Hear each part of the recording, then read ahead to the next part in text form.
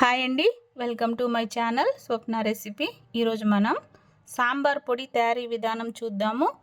చాలా సింపుల్గా ఈజీ ప్రాసెస్లో సాంబార్ పొడి ఎలా తయారు చేసుకోవాలో చూద్దాము. సాంబార్ పొడికి కావలసిన పదార్థాలు: 15 ఎండుమిరపకాయలు, మంచిగా ఎర్రగా ఉండే కాయలు తొడిమలు వలిచి పెట్టుకోవాలి. 4-5 రెమ్మలు కరివేపాకు శుభ్రంగా కడిగి ఆరబెట్టుకోవాలి. 1 కప్పు ధనియాలు, 1 స్పూన్ బియ్యము, 1 స్పూన్ మిరియాలు, 1 స్పూన్ మెంతులు, 1.5 స్పూను జీలకర్ర, 1 టేబుల్ స్పూను పచ్చిశనగపప్పు, 1 టేబుల్ స్పూను మినప్పప్పు, 1 టేబుల్ స్పూను కందిపప్పు. కొబ్బరి అండి, ఎండు కొబ్బరి శుభ్రంగా కడిగి తుడిచిపెట్టుకోవాలి చిన్న ముక్కలు. మందపాటి కడాయి స్టవ్ మీద పెట్టుకొని ముందుగా ధనియాలు వేయించుకోవాలి. సన్న మంట మీద దూరగా వేయించుకోవాలి. ఈ విధంగా వేయించుకొని స్టవ్ మీద నుంచి దించి వేరొక ప్లేట్లో వేసేసుకోవాలి. చాలా సింపుల్గా తయారు చేసుకోవచ్చు సాంబార్ పొడి. తర్వాత అదే కడాయిలో బియ్యము, మినప్పప్పు వీటన్నిటిని వేసేసి దోరగా వేయించుకోవాలి.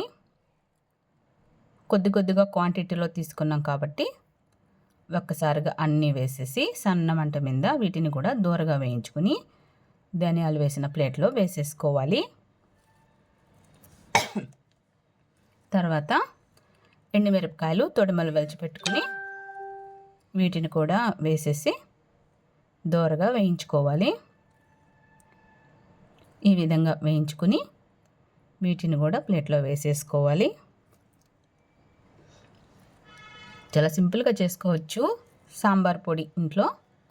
కరివేపాకు కూడా కాసేపు వేయించుకుని మాడిపోకుండా కాసేపు వేయించుకుని ఈ కరివేపాకు కూడా ప్లేట్లో వేసేసుకోవాలి. కొబ్బరి శుభ్రంగా కడిగి తుడిచి చిన్న చిన్న ముక్కలుగా కట్ చేసుకుని ఈ కొబ్బరిని కూడా వేయించుకోవాలి. ఈ విధంగా వేయించుకుని ఈ కొబ్బరి కూడా ఇందులో వేసేయాలి. ఒకసారి బాగా కలిపి వీటన్నిటిని ఒక అరగంట సేపు పక్కన పెట్టేసి బాగా చల్లారనివ్వాలి.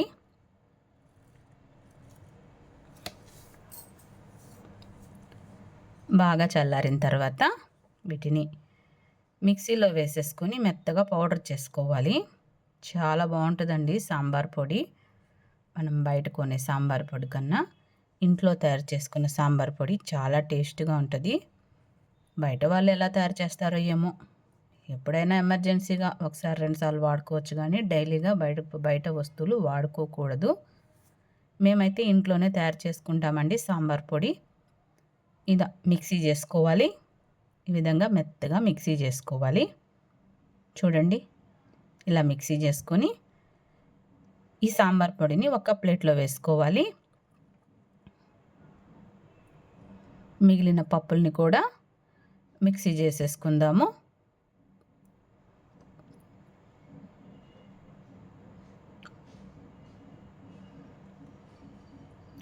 ఇదిగోండి, ఇలా మిక్సీ చేసేసుకొని దీన్ని కూడా ఈ ప్లేట్లో వేసేయాలి. చాలా సింపుల్గా తయారు చేసుకోవచ్చు సాంబార్ పొడి ఇంట్లో. చాలా టేస్టీగా ఉంటుందండి మన ఇంట్లో తయారు చేసుకునే సాంబార్ పొడి. చాలా బాగుంటుందండి. మీరు కూడా ఒకసారి ట్రై చేయండి. ఇలా మొత్తం ప్లేట్లో వేసేసి ఈ పొడిని మొత్తం మిక్స్ చేసుకోవాలి. గడ్డలు అనేది లేకుండా ఇలా చేత్తో నలుపుకుంటూ మొత్తం మిక్స్ చేసుకోవాలి. ఈ పొడిని కాసేపు ఆరబెట్టుకోవాలి. 1 గంట సేపు పక్కన పెట్టేసి బాగా ఆరనిచ్చి ఎయిర్ టైట్ కంటైనర్లో పెట్టేసుకుంటే 3 నెలల పాటు హ్యాపీగా వాడుకోవచ్చు. చాలా బాగుంటుందండి సాంబార్ పొడి. ఇలా చేసుకుంటే మన ఇంట్లో వాళ్ళకి చాలా హెల్దీ అండి.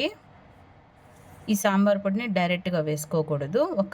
2 స్పూన్లు సాంబార్ పొడి తీసుకొని కొద్దిగా వాటర్ వేసుకొని ఈ విధంగా మిక్సింగ్ చేసుకొని తెల్లుతున్న సాంబార్లో వేసుకుంటే గడ్డలు కట్టకుండా సాంబారు పర్ఫెక్ట్గా వస్తుంది.